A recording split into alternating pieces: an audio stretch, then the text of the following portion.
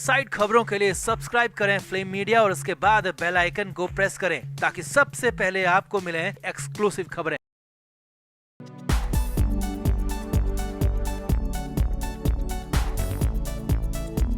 महाराष्ट्र की सियासत में उबाल है। वहां की सरकार हिलोरे मार रही है, डगमगा रही है, कभी भी कुछ भी हो सकता है। और महाराष्ट्र में सियासी घमासान के बीच सुशांत केस भी एक बार फिर से सुर्खियों में आ गया है और अब तो सुशांत के इंसाफ की भी उम्मीद दिखने लगी है। कुछ ऐसा ही होने जा रहा है। जी हाँ, और इस बार तो सुशांत मामले में नार्को टेस्ट तक की बात होने लगी और वो भी सबसे बड़े शख्स की नार्को की बात हो रही है, जिससे असली सच निकलने की बात कही जा रही है। और 2 साल बाद केस में नया मोड़ आ गया है, सबसे बड़ा दावा होने लगा है। कहा तो यहां तक जाने लगा है कि सुशांत केस में इंसाफ भी शुरू हो गया है। तो क्या है पूरा अपडेट, नार्को का क्या है मामला, कैसे हो रहा है इंसाफ, सब कुछ आपको बताते हैं। आप भी इस वीडियो को शेयर करें और कमेंट करके अपनी राय जरूर दें कि क्या अब सुशांत के इंसाफ का वक्त वाकई आ गया है। कमेंट जरूर करें। तो 14 जून 2020 को सुशांत सिंह राजपूत के साथ जो हुआ उसकी कल्पना तक किसी ने नहीं की थी। अचानक सुशांत चले गए और हजारों सवाल छोड़ गए और उनमें से किसी भी सवाल का अब तक कोई जवाब मिला नहीं है। पहले मुंबई पुलिस पर कई तरह के आरोप लगे, कई लोगों को बचाने तक के आरोप लगे और उसके बाद केस सीबीआई के पास गया तो फिर सीबीआई भी अब तक कोई नतीजा नहीं दे पाई है। हाँ, एनसीबी ने जरूर अपनी चार्जशीट दाखिल की है जिसमें साफ साफ लिखा है कि रिया चक्रवर्ती, उसका भाई शौविक चक्रवर्ती सुशांत सिंह राजपूत के लिए ड्रग लेकर आते थे और उसे ड्रग भी देते थे। यानी कि मामला एनसीबी ही आगे लेकर जा रही है। फिलहाल अब सुशांत के केस में तो इंसाफ जल्दी हो सकता है क्योंकि ट्रायल शुरू होने वाला है, लेकिन सुशांत की मौत के केस में इंतजार लगातार लंबा हो रहा है, लगातार मामला खिंच रहा है। मगर इस बीच महाराष्ट्र में बहुत कुछ हुआ तो इंसाफ की बात फिर से कही जाने लगी और इसे भगवान का इंसाफ तक कहा जाने लगा है और नार्को तक की बात हो रही है। तो पहले आपको नार्को का पूरा मामला बताते हैं, समझाते हैं और फिर भगवान का इंसाफ भी दिखाएंगे। बिहार बीजेपी के प्रवक्ता निखिल आनंद ने बहुत बड़ा दावा किया, बहुत बड़ी बात कही है। निखिल आनंद ने कहा है कि महाराष्ट्र में उद्धव ठाकरे, आदित्य ठाकरे और संजय राउत ने ही सुशांत सिंह राजपूत के केस को खत्म करने का काम किया। इनके इशारे पर सबूत मिटाए गए और इनके इशारे पर कुछ लोगों को बचा लिया गया जो कि आरोपी थे।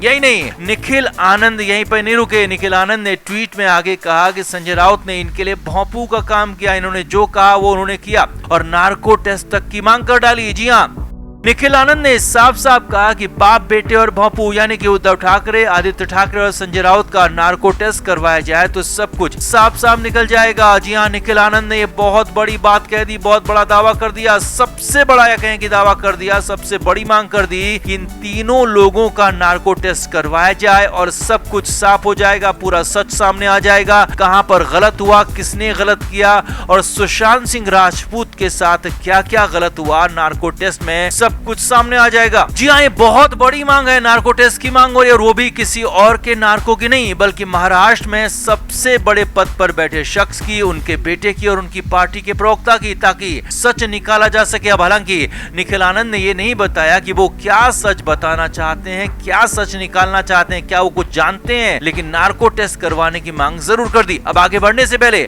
आप थोड़ा सा ये भी समझ लीजिए कि आखिर नार्को टेस्ट होता क्या है, इसमें क्या होता है। तो असल में नार्को टेस्ट में झूठ पकड़ा जाता है। जी हाँ, इंसान को मशीनों के सहारे रखा जाता है और मशीनों के ही जरिए आधी बेहोशी की हालत में शख्स से सवाल जवाब होते हैं और इस दौरान उस शख्स को हिप्नोटाइज जैसा किया जाता है और सच बोलने के लिए मजबूर किया जाता है और उस कंडीशन में इंसान वही बोलता है जो कि सच होता है क्योंकि उसके दिमाग में हमेशा सच रहता है, लेकिन वो हमेशा अपने दिमाग का ही इस्तेमाल करके झूठ बोल देता है। लेकिन नार्को टेस्ट में दिमाग पर मशीन का कब्जा हो जाता है, इंसान का कब्जा नहीं रहता और इसीलिए इंसान सिर्फ सच बोलता है और झूठ पकड़ा जाता है और यही सच बोलने वाला टेस्ट यानी कि नार्को टेस्ट करवाने की मांग कर दी है।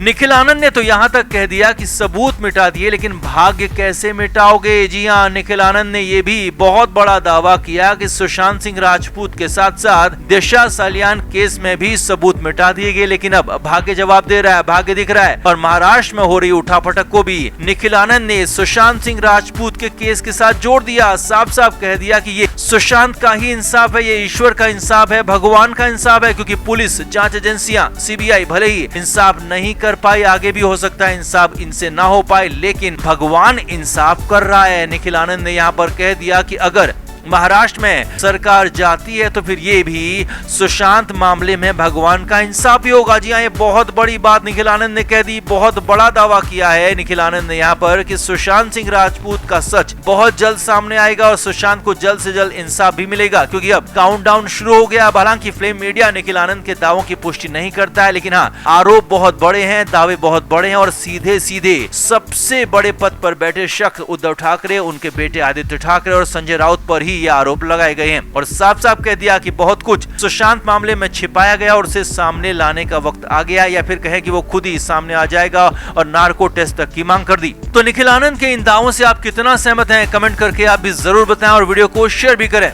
तो सिद्धार्थ पिठानी मुंबई की कोर्ट में जमानत की अर्जी पर सुनवाई के लिए पहुंचा था और ये जमानत की अर्जी पिठानी की तरफ से जनवरी में लगाई गई थी, जिस पर सुनवाई का नंबर अब 6 महीने बाद आया है। इससे पहले भी पिठानी की तरफ से कई बार जमानत को लेकर अर्जियां लगती रही हैं, मगर हर बार कोर्ट ने जमानत देने से मना किया, इनकार किया। इससे पहले भी पिठानी की तरफ से कई बार जमानत को लेकर अर्जियां लगती रही हैं, मगर हर बार कोर्ट ने जमानत देने से मना कर दिया। सिद्धार्थ पिठानी को पिछले साल मई के महीने में एनसीबी की टीम ने हैदराबाद से उसके घर से गिरफ्तार किया था। पिठानी पर सुशांत केस में रख की खरीद फरोख्त के आरोप लगे और करीब 13 महीने से ज्यादा का वक्त हो चुका है। पिठानी जेल के अंदर ही बंद है। अब मीडिया कर्मियों या किसी और ने पिठानी को 1 साल पहले देखा था, जब पिठानी अपनी शादी के नाम पर जेल से जमानत पर बाहर आया था। पिछले साल जुलाई के महीने में पिठानी की शादी हुई थी और जमानत की अवधि खत्म होने के बाद पिठानी ने कोर्ट की शर्त के मुताबिक जेल आकर सरेंडर कर दिया था और तब से लेकर अब तक वो लगातार जेल में ही है, जेल के अंदर बंद है।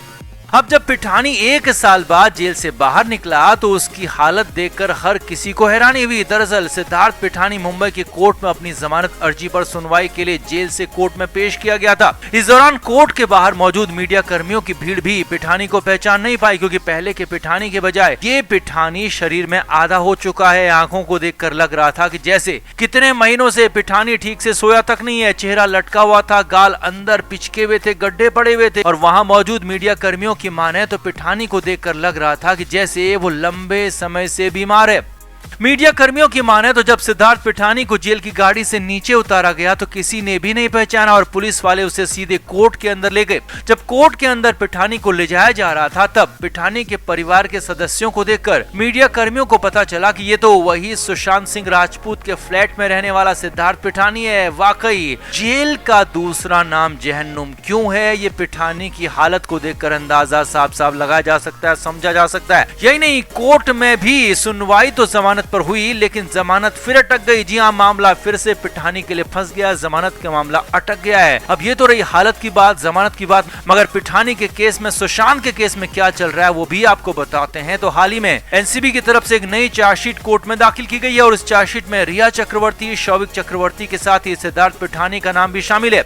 एनसीबी ने कोर्ट में चार्जशीट के साथ ही पिठानी के फोन के कई मैसेजेस, चैट के स्क्रीनशॉट्स शामिल किए हैं, जिससे साफ है कि पिठानी ने एक बार नहीं बल्कि कई बार रख की खरीद फरोख्त की थी और सुशांत तक इसको पहुंचाया था। जबरदस्ती देने का भी आरोप उन पर लगता रहा है। आपको याद दिला दें कि सिद्धार्थ पिठानी वही शख्स है जिसने सुशांत सिंह राजपूत को 14 जून 2020 को उस हालत में सबसे पहले देखा था और नीचे उतारने का भी दावा किया था। पिठानी ने ही मीडिया के सामने चाबी वाले की कहानी, आधा जूस पीने की कहानी, सुशांत के लास्ट अपीयरेंस की कहानी बताई थी। Flame media report.